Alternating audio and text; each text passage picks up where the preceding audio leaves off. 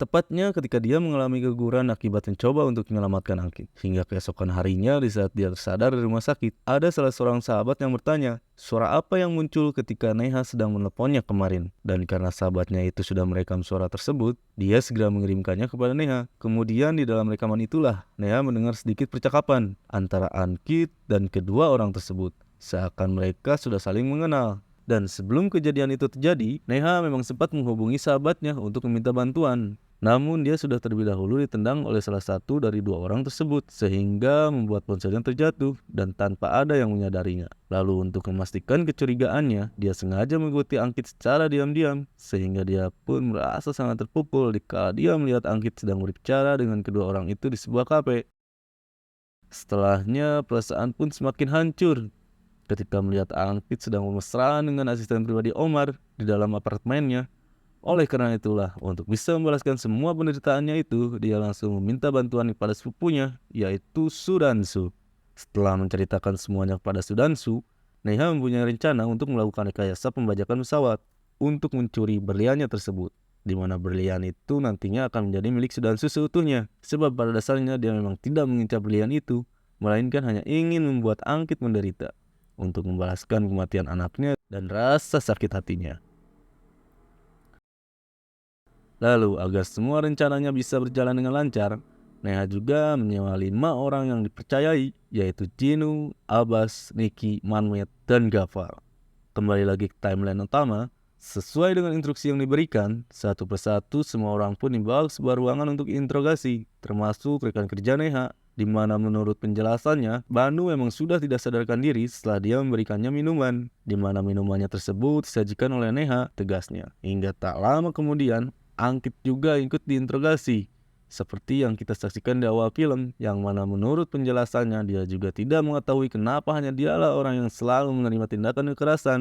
Dan dikala Jinu sedang diinterogasi, Parpes sudah mulai merasa curiga karena tinggi badannya tidak sesuai dengan data yang ada di paspornya. Namun agar tidak dicurigai, Jinu segera mengalihkan perhatian Parpes dengan menunjukkan sebuah video yang memperlihatkan kejadian di dalam pesawat, sehingga membuat Parpes percaya jika Jinu bukanlah salah satu dari mereka. Sementara dikala Haris mendapat informasi jika kasus pembajakan tersebut hanyalah rekayasa, dia tetap tidak bersedia untuk mengubah pernyataannya di hadapan awak media, dengan dalih bahwa dia tidak ingin nama baik pemerintahan hancur di mata masyarakat. Dan karena Haris berasumsi jika kasus itu merupakan kasus perampokan, dia langsung memerintahkan Bagat untuk segera mengklaim asuransi kepada pihak Omar agar dia tidak mengalami kerugian. Namun dengan catatan, kasus ini tetap tidak boleh bocor ke awak media, dikarenakan untuk menjaga nama baiknya. Sedangkan di saat Nick sudah berada di ruang interogasi, dia pun terlihat sangat gugup, berbeda dengan rekan-rekannya yang sudah diinterogasi terlebih dahulu, sehingga membuat Parpes mulai mencurigainya.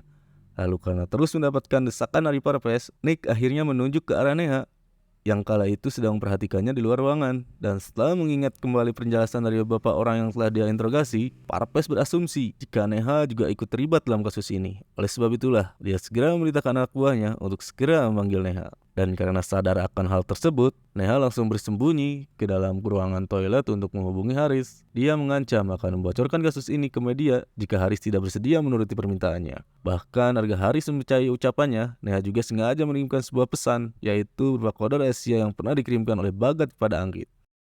Dan dikala Angkit melihat Neha dipanggil masuk ke dalam ruangan interogasi, dia pun mulai merasa sangat curiga. Sementara Neha masih mencoba bersikap tenang dalam menjawab semua pertanyaan yang diajukan.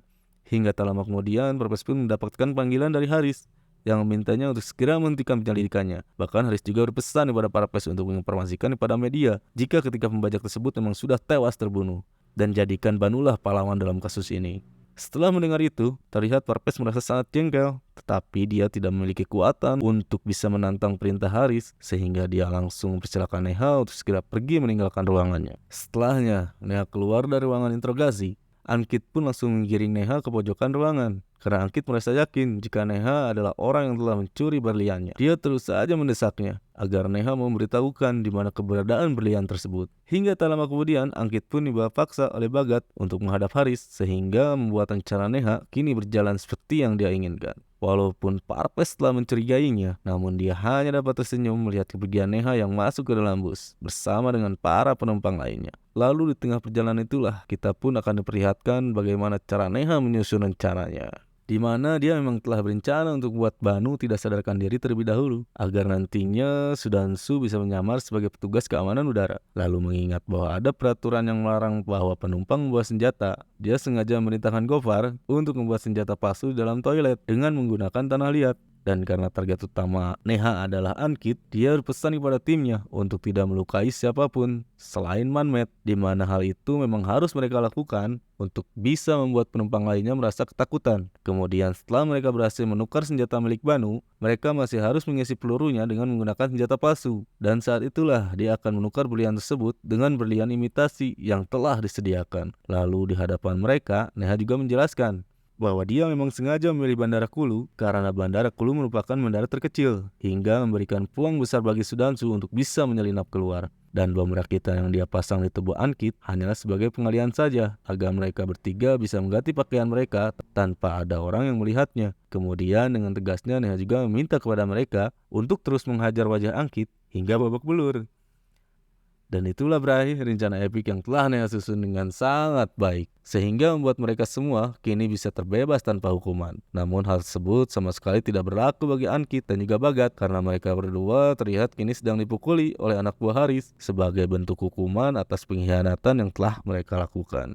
Hingga beberapa hari kemudian, Neha pun memutuskan untuk datang menemui Ankit yang kala itu masih dirawat di rumah sakit. Akibat dihajar oleh anak buah Haris, Neha pun sangat merasa puas dengan kondisi Ankit sekarang. Karena dia merasa berhasil untuk membalas semuanya yang telah Ankit lakukan kepadanya. Bersamaan dengan itulah bray, film pun selesai.